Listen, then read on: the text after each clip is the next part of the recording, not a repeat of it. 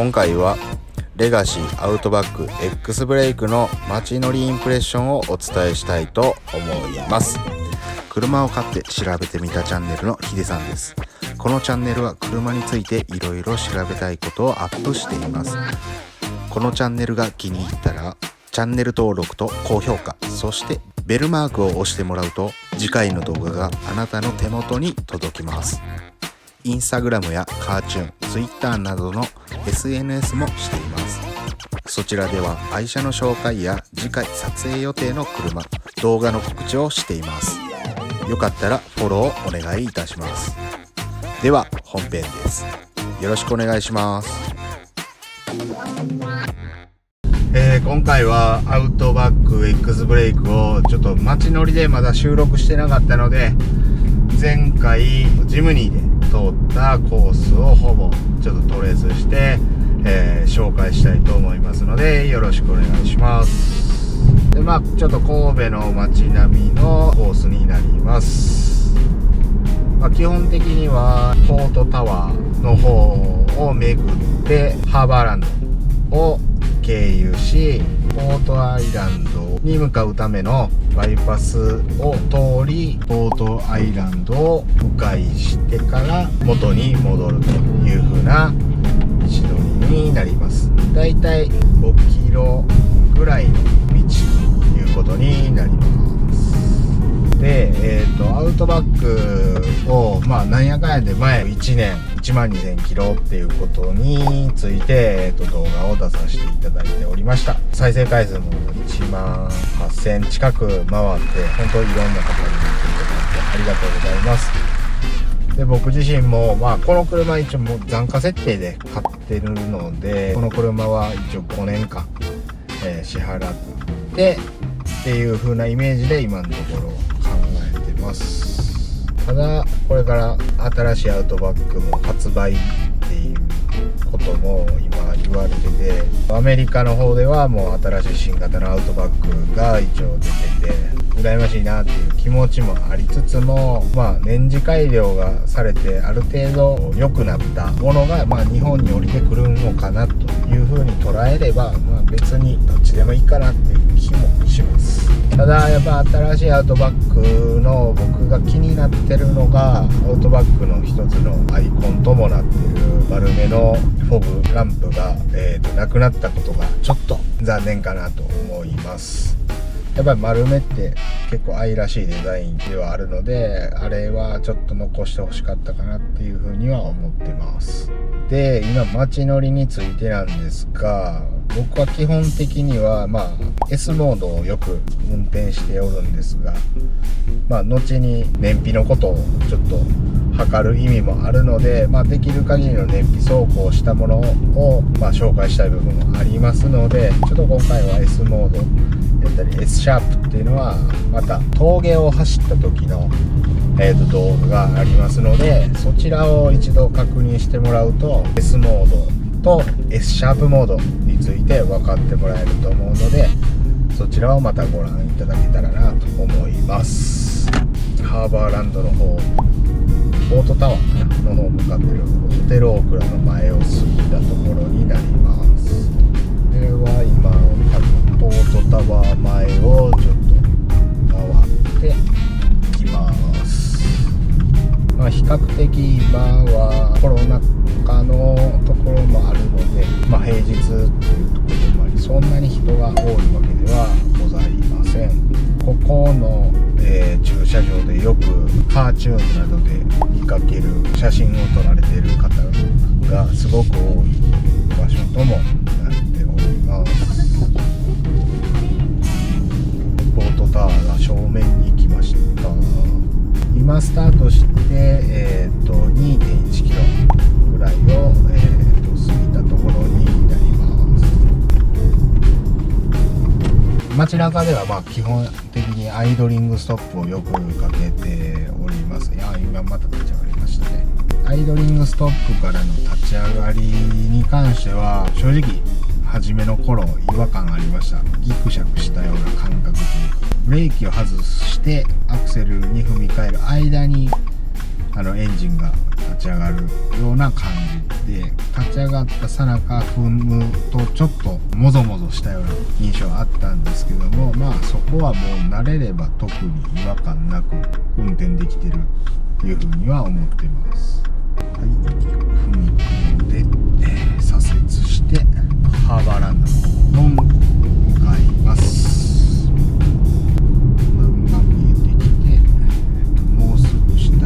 モザイク周辺ですね、ハーバーランドの。僕の中では怖い街中はそうですね、S にしたくはなっちゃうんですよね。でも同乗者がおるときはもう基本 I モードの状態で運転することが、基本となります。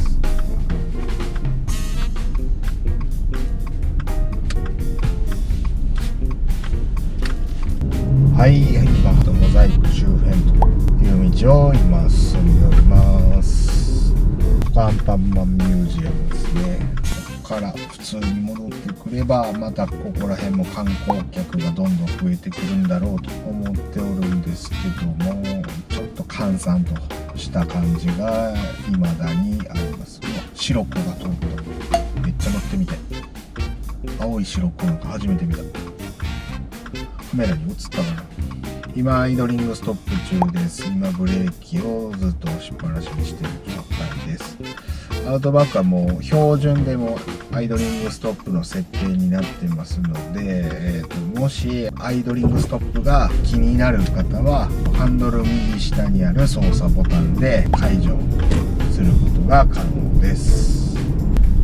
この辺の街中で走るときはだいたい30キロ前後ぐらいになるんですけど、その時はあんまり僕はシフトレバー使うことはないんですが、4、50キロぐらい出てきたらパドルシフトで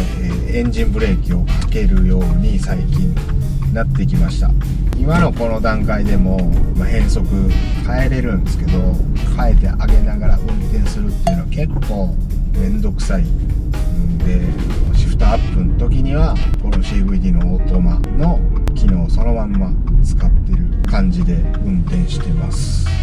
しかし速度を調節する時ですね、速度が結構出てるなっていう時に止まる前には意外とこの CVT であるこのエンジンブレーキっていうのは僕の中では意外と使えるなっていうふうに思っ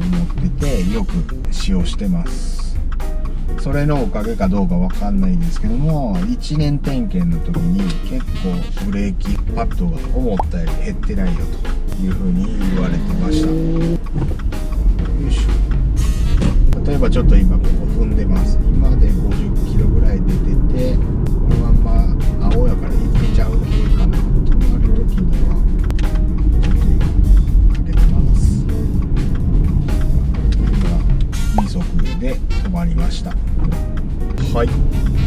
次はバイパスの方行くんで、このまま踏んでいきたいと思います。今だいたい1800から1700で、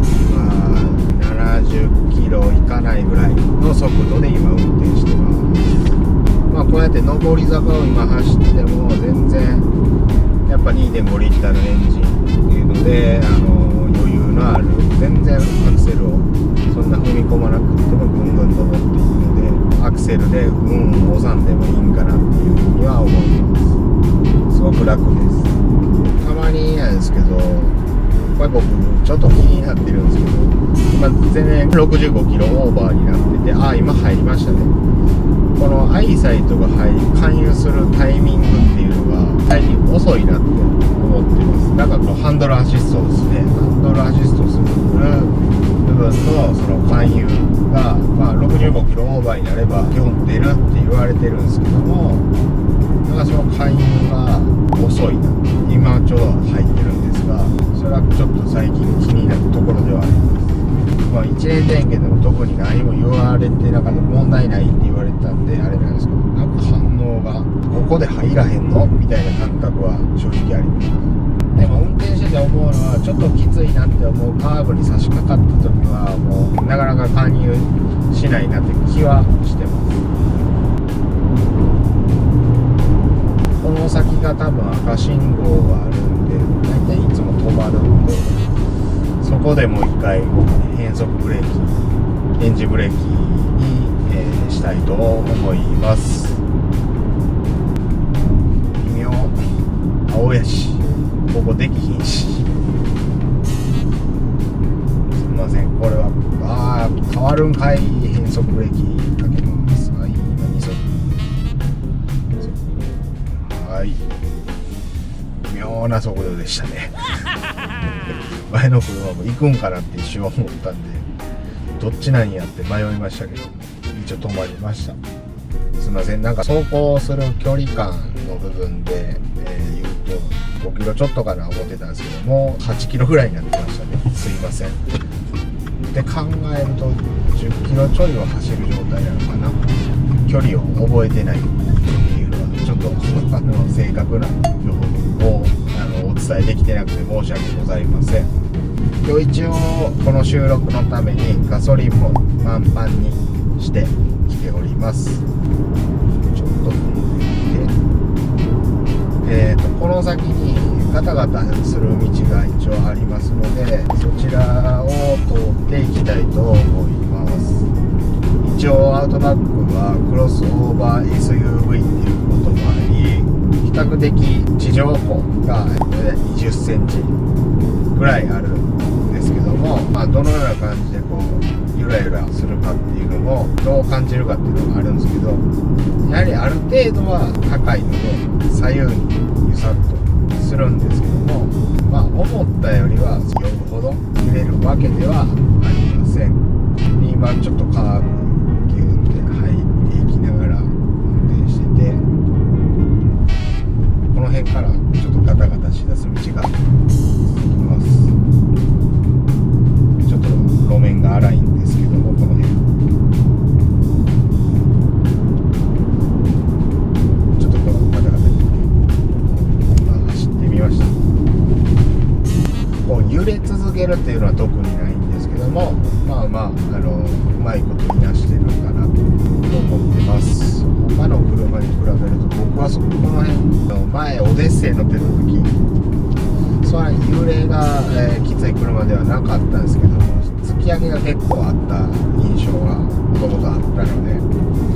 乗り心地、比べるのもちょっと違うんですけど、今の車に慣れたっていうことなんですけどね、違和感なく乗れています。でこういう緩いカーブであっても、しっかりと、四輪駆動ということもあり、特に不安なく運転できております。で車重が確か1600ぐらいですかね、1600切るぐらいやったと思うんですけども、他のスタッフとかもたまにこの車乗ることあるんですが、車の大きさの割にすごく軽く感じるっていう風に言ってます。で僕自身もそれは、実際感じてますし、四輪駆動ということもあって引っ張られてる感っていうのが特にないんですよね。前輪で引っ張って走ってるっていう。あとハンドルがやっぱ FF 車になってくると前輪駆動でなってるんで、なんか重く感じることがよくあったんですよ。だけど四輪駆動車に乗ってから思うんですけど、もちろんハンドル設定ももちろんあるんでしょうけど、そんなに重く感じるようなハンドリングにはならないんです。で昔 B4 を台車で借りた時の動画も一応峠を走った時にあるんですが、それまた見てもらえると分かるんですけども、 B4 自体の、初期型 A 型ですかね、確かはなんかハンドルの重さがすごくあって、あのハンドルの重さがあるおかげでこう走り方にこう味があるっていうか、高速とか乗ると多分その辺がよく分かるんですけど、じーってこうグイーッと切りながらハンドルを操作してる感っていうのがすごくあるんですけど、アウトバックの場合はどっちかっていうとほぼ同じような作りの車なんですけど、これ一応 E 型になるんですかね。軽快にハンドルも切れるし、高速を走っていてもそんなにブレることも程よい遊びがあるっていう感じですかね。他のアウトバックをレビューされてる方の話も聞いてるとある意味こう個性がないっていう風におっしゃる方は確かにいます。ただ裏を返せば万能やっていうことになるんですけども、どこにでもこう連れて行ってもらえる、一緒にどこにでも行ける車かなという風には思います。結構僕インスタグラムとかでも写真をアップしていってるんですけど、結構外人の方がフォローしてくれてまして、ロシアの方やったりとか、もちろんアメリカの方もそうですし、東欧系の人ら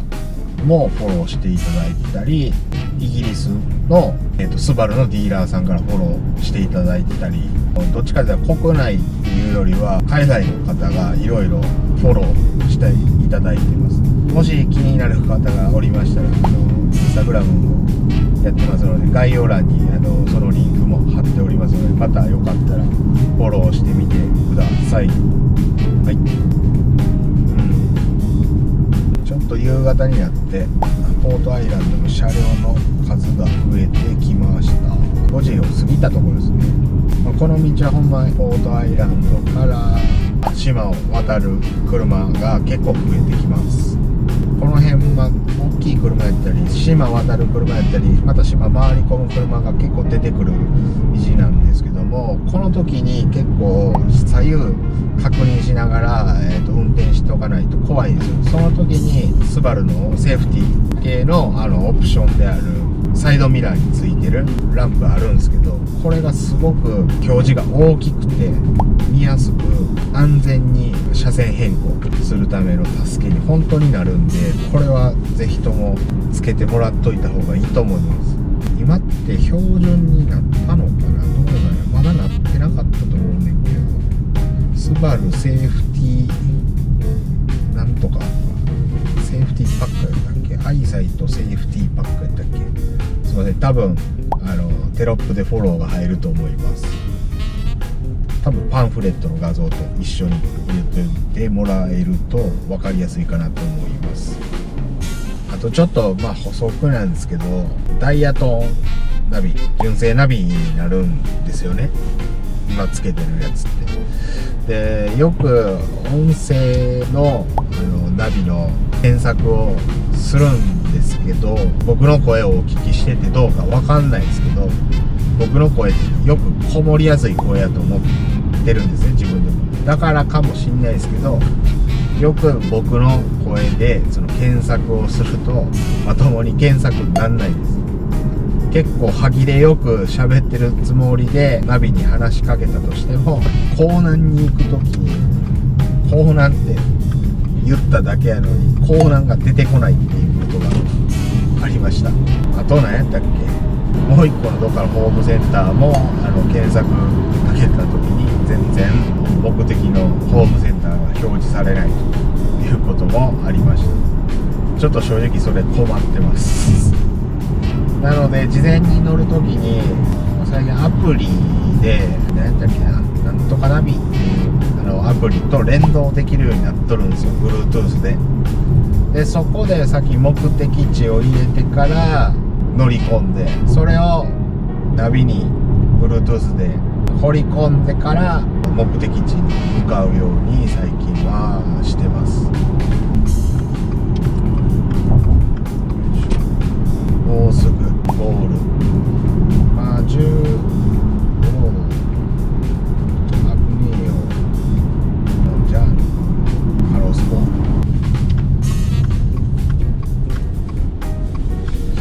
よし、もうすぐで到着です。よいしょ、はい、到着。このような感じで、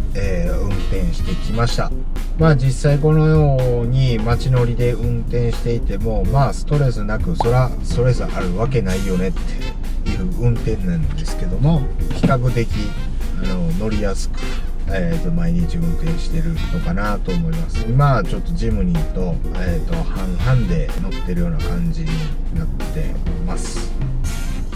今2台持ちみたいな感じで運転してて、よ